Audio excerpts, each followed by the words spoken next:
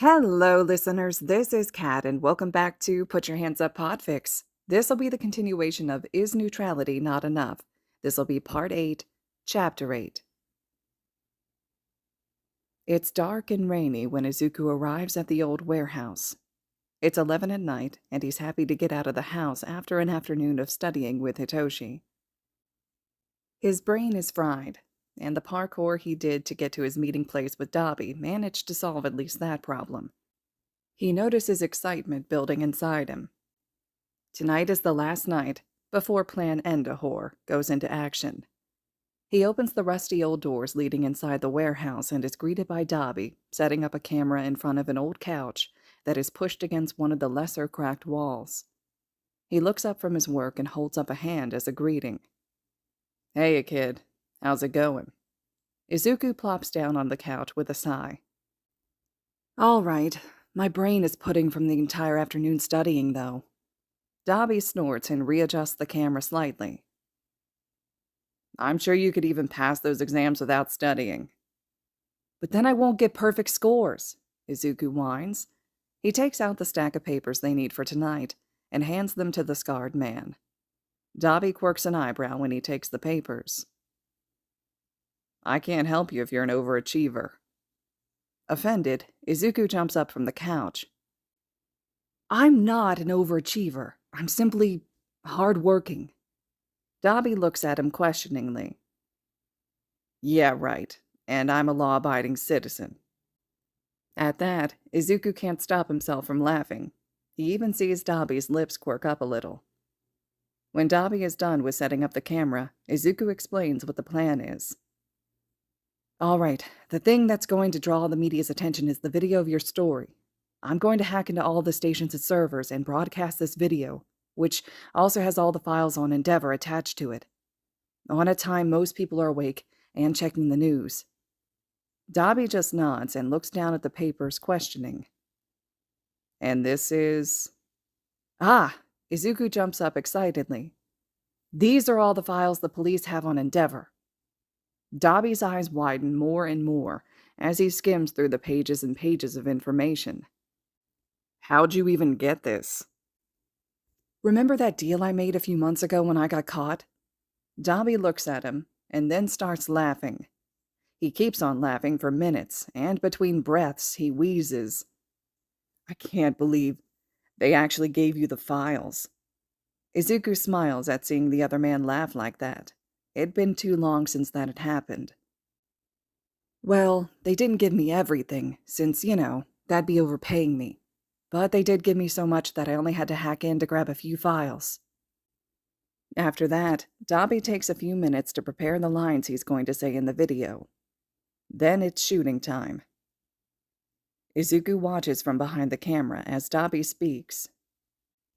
"Hello, everyone. I'm sure you're wondering why and how I'm appearing on here, and who I am. There is a simple answer to that. I'm Toya Todoroki, the eldest son of Endeavor." Dabi grins when he says the next line. "Also known as the villain Dabi. I've come on your channel together with the help of Al to reveal the truth about Endeavor." Dabi waits a bit to continue. "As you've just seen from these images, he's not the hero everyone thinks he is. He's just as much of a villain as the worst ones he arrests." Anger bleeds through Dabi's words, and he frowns. "He has more property damage than any hero." Again, he pauses. Izuku will put the graphs that show this later on. "He neglects his duty to save civilians."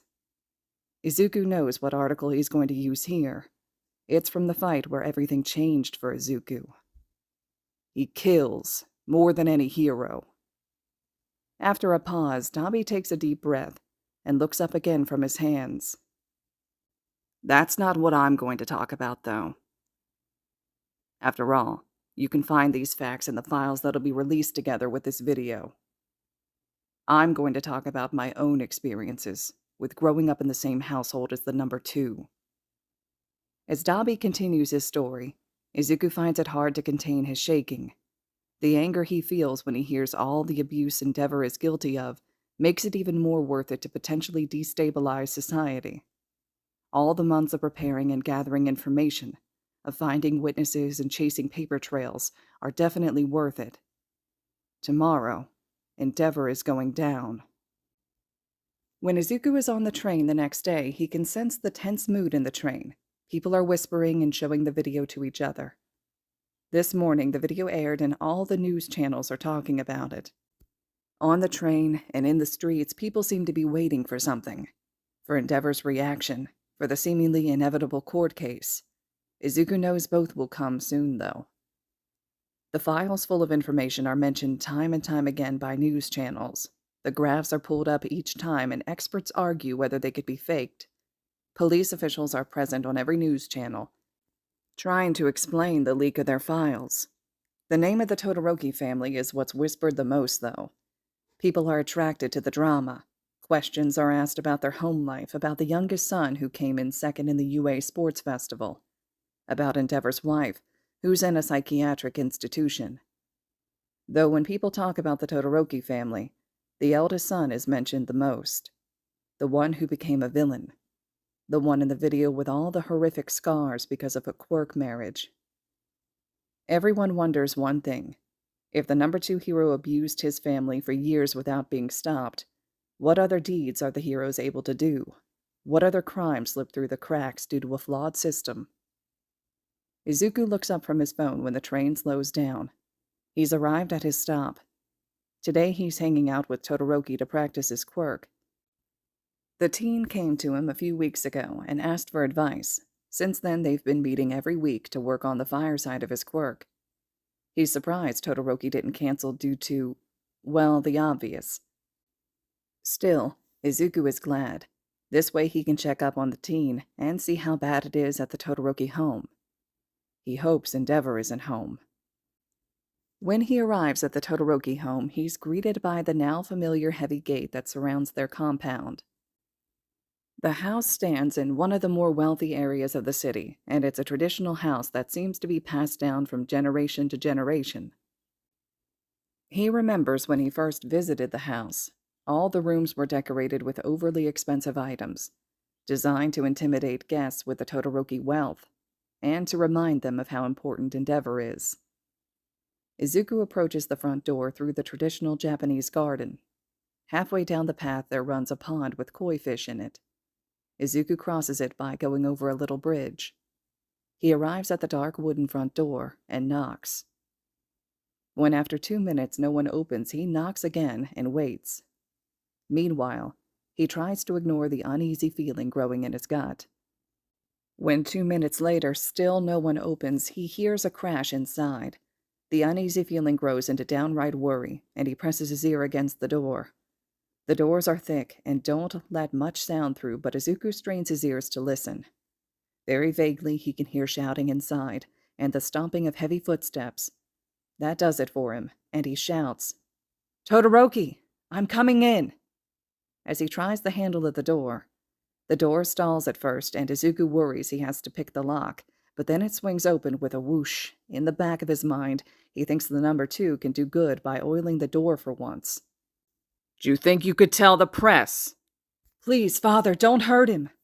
As soon as Izuku hears the shouting, he runs through the hallway, leaving the door open, and follows the sound towards where he thinks is the kitchen. When he runs through the doorway, he halts at the sight he sees.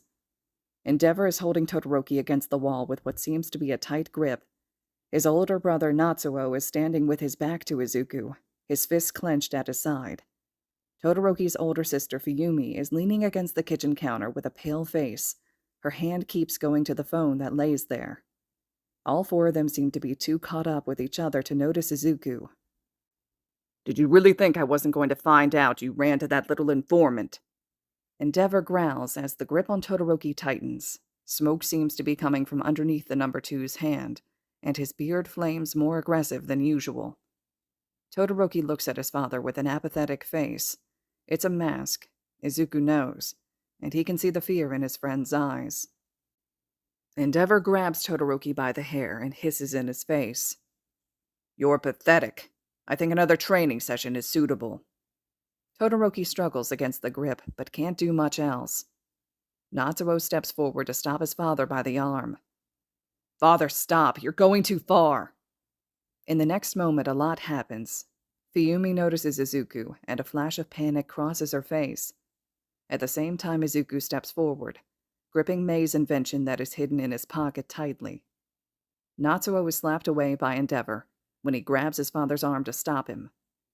Izuku feels his anger spike fierce and hot inside him, and with an ice-cold tone he says, "Endeavor, please step away from your children." The heads of the other three who hadn't noticed him whip around at the same time. Natsuo's and Todoroki's eyes widen. Endeavor just looks annoyed and demands, "Who are you to tell me what to do?" Izuku grins, but it's not a nice grin. "Doesn't matter. Now I'll ask you nicely one more time. Step away from your children." The number two's flames on his costume flare up, and Todoroki has to shield his face against the flames. "You have no right to tell me, the number two hero, what to do." The temperature in the room rises until it leaves Izuku sweating. He takes another step forward into Endeavor's direction. "I will not look away when someone's hurting my friend or his family." Endeavor's temper finally gets the better of him, and with a growl he reaches for Izuku, letting go of Todoroki in the process. Izuku ducks and jumps back a little. "You know, with that temper, I'm surprised you stayed number two for so long." He taunts with the intent to get all of Endeavor's attention. He wants to give the siblings time to get away. He evades yet another swipe from the hero's left arm. "I'll teach you some respect," Endeavor says, becoming angrier with every second. Meanwhile, the three siblings are now huddled together behind Izuku. Fuyumi is checking Todoroki's shoulder, and Natsuo is watching the fight. His eyes widen when he sees what Izuku is holding behind his back. Izuku, who just ignores what Endeavor said, lets out all the anger he's felt for more than 2 years and keeps on talking. "Do you know how devastating it was to see you just ignore me and my mom and just blindly follow the villain? She died because of you. You're a murderer." Endeavor's eyes widen in recognition. I told you to stay away from your kids, and you didn't listen, so now you'll pay the price." Endeavor forms a blast of fire from his hand, at the same time that Izuku takes out Mei's invention from behind his back. It's a hand-pocket fire extinguisher, specifically designed against the worst dumpster fire to ever exist. He presses the button and the extinguisher sprays right into the hero's face, extinguishing the fire along the way. In the moment that Endeavor is dazed, Izuku grabs Todoroki's hand and drags him away from the kitchen. His brother and sister keep standing, surprised by the turn of events, and Izuku shouts over his shoulder, "Come on!" The two follow, and in no time, the four of them are running out into the street. After running for a while, Izuku leads them into an alley, and there they halt. Natsuo is the first to say something. "Thanks, man. You really saved us there. Though, who are you?"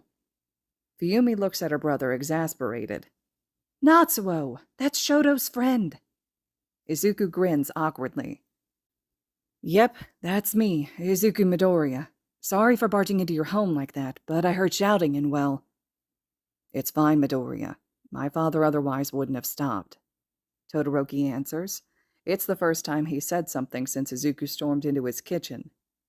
Izuku turns towards him and asks worriedly, "Are you okay, Todoroki?" Todoroki blinks, confused. "I'm fine. Just a burn on my shoulder. That'll heal fine. You can call me Shoto, though. I don't really want to use my old man's name anymore." Okay, Shoto," Izuku says, testing the name out. "Then you can call me Izuku." Shoto nods. Izuku can see the ghost of a smile on his face. It makes him happy. After everything, his friend deserves to laugh a little. "Okay, as heartwarming as this is, what do we do now?" Natsuo interrupts them. Izuku snaps back into focus and takes out his phone. "Now I call Hitoshi. Eraserhead is his dad, and he can help you three with everything." He hears Shoto mumble something along the lines of his conspiracy theory being true, but decides to ignore that and instead calls Hitoshi. Not long after the call, during which Izuku quickly explained what was going on, and Hitoshi told him how reckless he was, Eraserhead comes to pick them up. The hero raises his eyebrow when he sees Izuku standing with the Todorokis, but doesn't comment on it. Instead, he makes them get in quickly and drives back to his apartment, telling them to wait with the story until he's had coffee. Once everyone is seated around the kitchen table with either a cup of coffee or tea, Eraser beckons for them to tell him what happened. Surprisingly, it's Fuyumi who starts. Father came home just after lunch. We were surprised because, well, with everything going on right now, he should be busy and all. I asked him about it, and he answered that it was no big deal and that he had to talk to Shoto. I had to go to my room. Eraserhead just nods and stays silent. Izuku notices that Shoto has slid his mask in place again, not showing any emotion, and that Natsuo's hands are white from how hard he's gripping the sides of the chair. Fuyumi sits with her hands neatly folded on her lap, though the tense set of her shoulders betrays her nervousness. She continues after taking a deep breath. Shoto was also sitting same as Natsuo and me in the kitchen, and Father just walked up to him and dragged him against the wall. She stops when her voice cracks. She takes a deep breath and composes herself again. He blames Shoto for leaking everything to the press and Owl. Did you leak it? Eraserhead asks. It doesn't sound accusatory, merely curious. No, I didn't, Shoto answers, confused. I didn't even know who Al was until this morning. If any of us had leaked information, it would have happened years ago when we went to the police. Natsuo bites with an angry frown. Eraser tilts his head. You went to the police. Yeah, but a fat lot of good that did. Shoto's older brother huffs sarcastically. Made pictures and everything as evidence. After a few weeks of radio silence, we realized they weren't going to do anything. Endeavor got worse after that, too. Bet the bastard knew about it. Eraserhead looks furious when he hears that, but he doesn't comment on it. Instead, he signs for Fuyumi to continue. Not much after that, Midoriya came storming in. I don't really know why he was at our house, though. I invited him.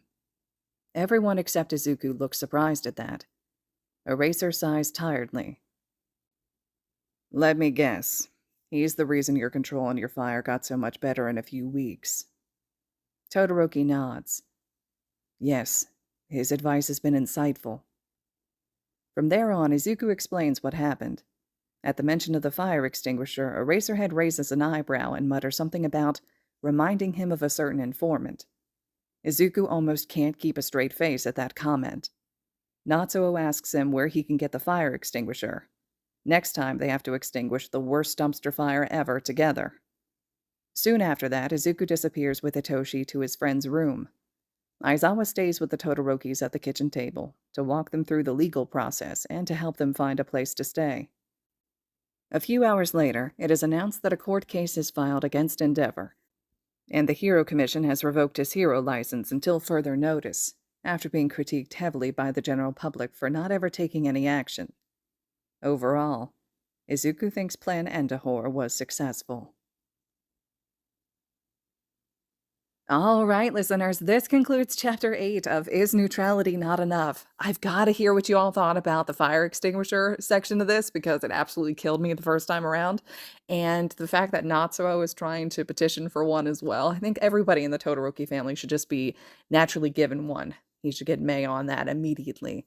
And the fact that Aizawa has to be involved in this situation too, that he's getting roped into all of this, noticing similarities between Izuku and Owl the informant, all this stuff kind of going on at the same time. It's really pretty interesting.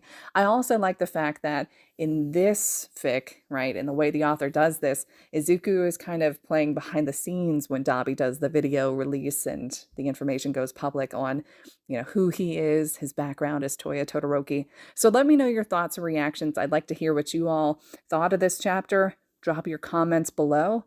And as always, thank you all so much for listening.